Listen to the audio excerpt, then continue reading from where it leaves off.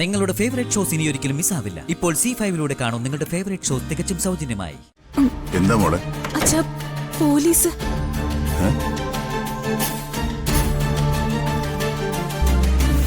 അർച്ചന എവിടെ? അകത്തുണ്ട്. എന്താ സാർ കാര്യം? അത് അർച്ചന ഇന്നലെ ഒരു ഓർഫനേജിൽ പോയി ചില പ്രശ്നങ്ങളൊക്കെ ഉണ്ടാക്കിയിട്ടുണ്ട്.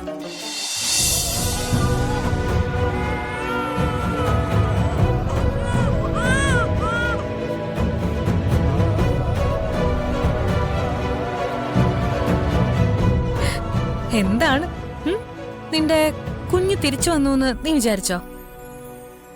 നിനക്ക് വല്ല മെന്റൽ ട്രോമയും വന്നോന്ന് ഞാനൊന്ന് പരിശോധിച്ചു നോക്കിയതാ. ദാ, ഇത് കണ്ടോ? ഇനി മുതൽ നിന്റെ കുഞ്ഞിന് പകരം വേണമെങ്കിൽ ഈ പാവക്കുട്ടിയെ നീ എടുത്തോ.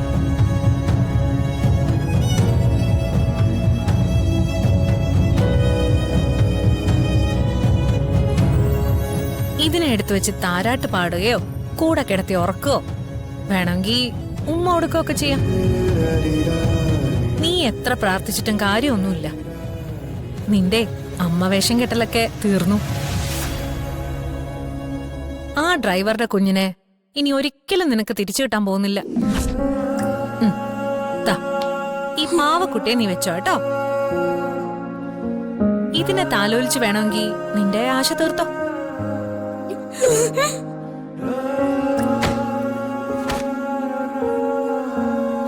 അയ്യോ, നിങ്ങളുടെ ഈ പരിഹാസത്തിനുള്ള മറുപടി ദൈവം എന്തെങ്കിലും നിങ്ങൾക്ക് തരാതിരിക്കില്ല. പറഞ്ഞത് ശരിയാ, അത് ഡ്രൈവറുടെ കുഞ്ഞ് തന്നെയാ.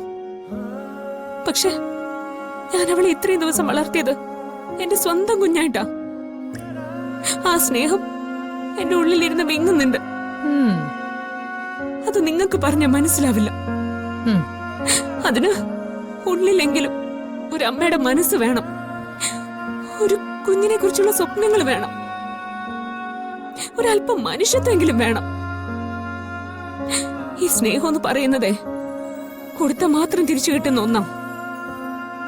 അത് നിങ്ങൾക്ക് ഇപ്പൊ മനസ്സിലാവില്ല. മനസ്സിലാവുന്നൊരു സമയം വരുമ്പോ, ഇപ്പൊ നിങ്ങൾ പരിഹസിക്കുന്ന ഈ സ്നേഹത്തിന് വേണ്ടി നിങ്ങൾ ഒരിക്കൽ കരയും, കണ്ണീരൊഴുക്കും, യാചിക്കും. കാലം എന്നൊന്നുണ്ട്, അത് നിങ്ങളെ അവിടെ കൊണ്ട് എത്തിക്കും. അത് മറക്കാതിരുന്ന നല്ലത്. ആഹാ, നീ ഇതൊക്കെ എവിടുന്ന് പഠിച്ചു? ഏതെങ്കിലും പുസ്തകത്തിൽ നിന്ന് കാണാതെ പഠിച്ചാണോ? അതോ ഏതെങ്കിലും സിനിമയിലെ ഡയലോഗോ?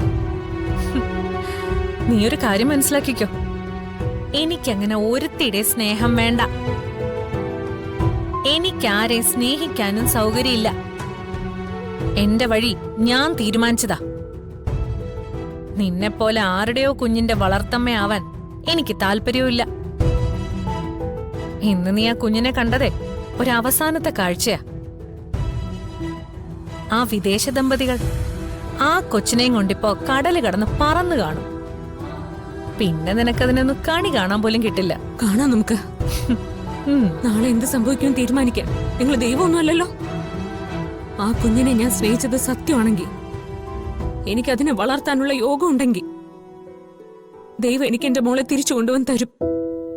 ഇനി അഥവാ തിരിച്ചു കിട്ടിയില്ലെങ്കിൽ എനിക്കതിനുള്ള യോഗം ഇല്ലെന്ന് ഞാൻ കരുതിക്കോളാം. എങ്കിൽ പിന്നെ അങ്ങനങ്ങ് കരുതുന്നതാ നല്ലത്. നമുക്ക് കാണാം. കാണാം.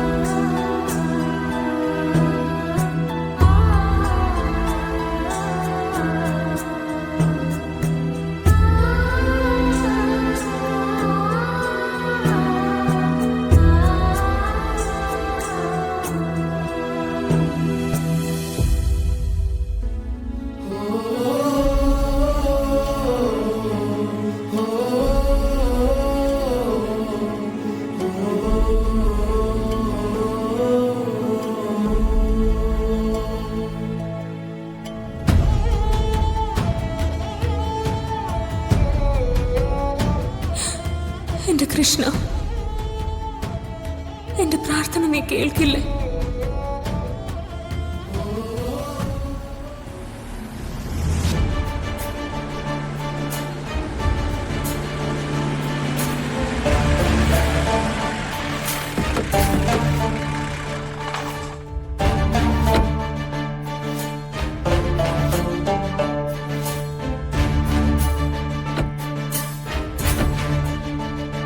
അച്ഛാ, എന്താ മോളെ? അച്ഛാ, പോലീസ്.